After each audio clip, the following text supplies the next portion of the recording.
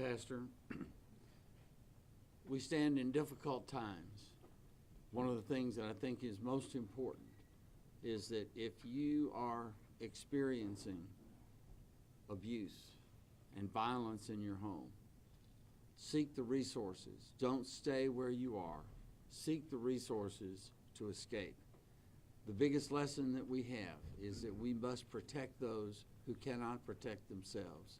There are resources available. Take advantage of those resources. We mourn for these children. We mourn for the women who are recovering, we hope. We pray for their recovery and healing. And we ask that the community draw together to give support to these families and these victims.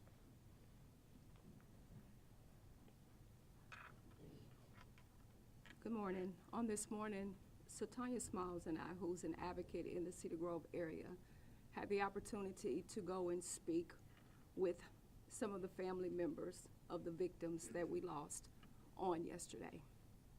And the family wanted us to express to you all to allow them to grieve and to go through this process, because this is not a process that is easy for them by any means.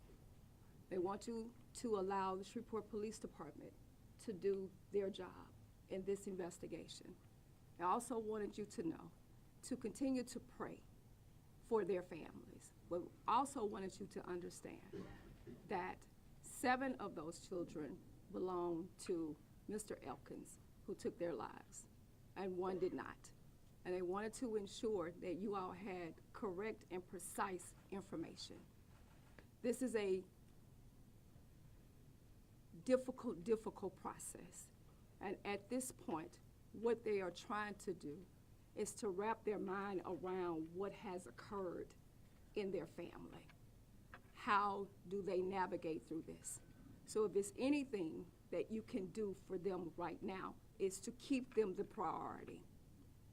I'm gonna say it again, keep them the priority and respect their wishes.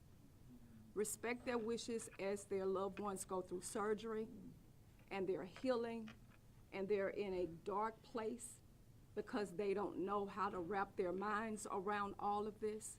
Leave the social media chatter alone, thinking that you know everything when you do not. The best thing that you can do for them is to allow them to navigate again through this devastating, traumatic process. And from that point, as we respect their wishes, as they plan for the burial of the children and the grandchildren, I want you to think about the mothers that are the survivors, because there are 3 mothers at this point. 1 is in surgery at this time, that are going to be faced with immense pain, that's going to need all of us, the community long-term counseling, the father that is left here to grieve their child. And I want you to remember that more than anything, because it's people first. It's not your stories, it's not who posted first, it's them. It's all about them. And that as a community, as a nation, in this country, and for all of the accolades that we have received here, the prayers of support from Canada, from Belgium, that I want you to understand that domestic violence is nobody's joke. It is real, and these are the residual effects of what happens if we're not paying attention.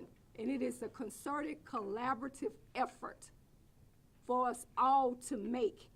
And you have to be intentional about that, because we are faced with a devastating tragedy in this city at this point in time.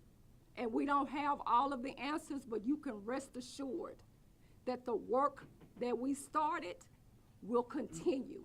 And we will fight this on behalf of this family. But right now, I am asking all of you to keep them lifted, and pray for them like you've never prayed before. This is what I'm asking of you from them. And as a community, as a city, as a state, as a nation, I know that we can do it. We've done it before, and we'll do it again.